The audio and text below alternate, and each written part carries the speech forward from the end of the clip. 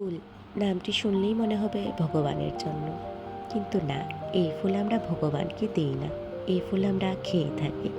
জানতে হলে পুরো ব্লগটার সঙ্গে থাকুন। এই হচ্ছে আমার বাড়ি। হয়তো বিয়ের পর অনেকে বলে বাপের বাড়ি, কিন্তু আমার কাছে এখনও এটাই আমার বাড়ি। সকালবেলা থেকেই শুরু হয়ে গেল দাদু নাতির মজার খেলা। সুপুরির শুকিয়ে যাওয়া ডাল দিয়ে আমার বাবা আর ছেলে গাড়ি গাড়ি খেলা খেলছে। আমাদের লোকাল ল্যাঙ্গুয়েজে এটাকে বলে সুপুরির ছই। এত সিম্পল জিনিস দিয়েও এত মজা করা যায়, না দেখলে বোঝাই যায় না। তারপর আবার আমার পিসুকে ধরলো ছেলে সাইকেল চড়ার জন্য বায়না। পিসু হার মেনে একটু ঘুরিয়েই নিয়ে এলো ছেলেকে। এরকম ছোট্ট ছোট্ট মুহূর্তগুলোই মনে করায় আমাদের বাড়িতে একসময় কত জমজমাট মজা ছিল। বাবা জেঠু পিসু মিলিয়ে একটা জায়গা কিনে পাশাপাশি বাড়ি করেছিল। আমরা 7 বোন 1 ভাই, সব কাজিন মিলে পুরো বাড়িটাকে আমরা মাতিয়ে রাখতাম। এখন প্রায় সবারই বিয়ে হয়ে গেছে, সেই পুরনো হুল্লোড়টা আর আগের মতো নেই। কিন্তু আবার নতুন জেনারেশন বড় হচ্ছে, তাই আবার আশা করা যায় যে বাড়িটা আগের মতো আরও কদিন পরে হই হুল্লোড়েতে ভরে উঠবে।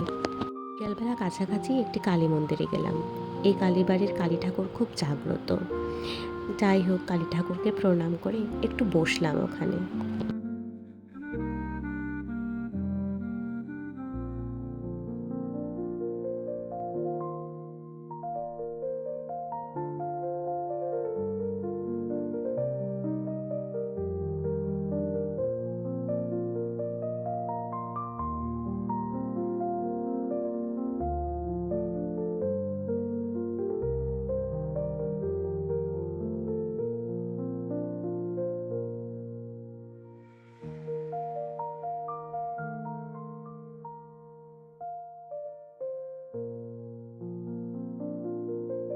এইটি হচ্ছে একটি লোহার রথ।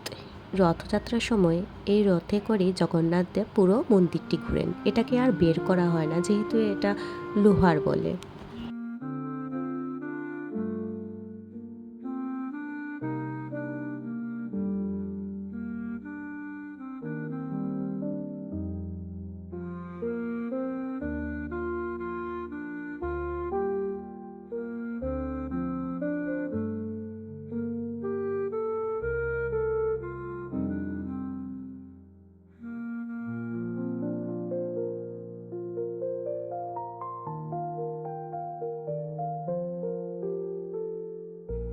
এই মন্দিরটি খালি হলেও এখানে দুর্গাপুজোর সময় খালি থাকে না। এখানে দুর্গা মাকে প্রতিষ্ঠিত করে পুজো করা হয়।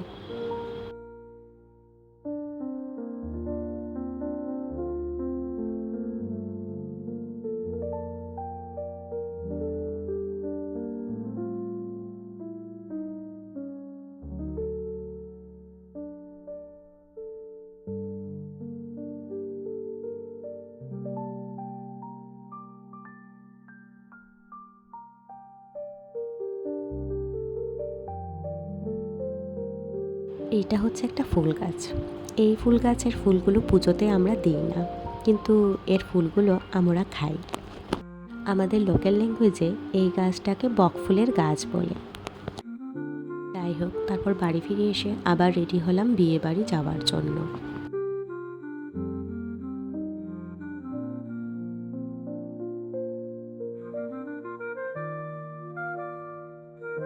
বিয়ে বাড়ি যখন পৌঁছলাম তখন দেখলাম কনেকে নিয়ে যাওয়া হচ্ছিল বিয়ের জন্য।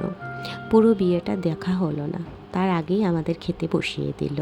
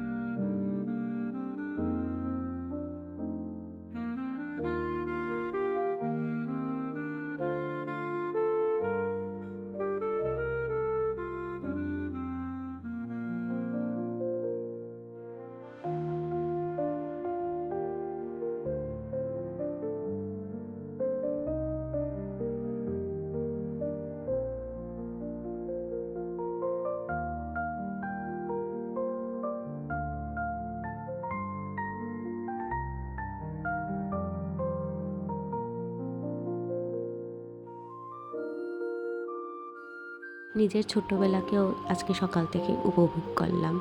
এই স্মৃতিগুলোই আমাদের রয়ে যায়, এই স্মৃতিগুলোই অনেক দামি। তো আজকের মতো এতটুকুই। নেক্সট অন্য কোনো ব্লগে দেখা হবে। ভিডিওটি ভালো লাগলে একটা লাইক করে দেবেন আর কমেন্টে জানাবেন কেমন লাগলো ব্লগটি। সাবস্ক্রাইব করতে ভুলবেন না।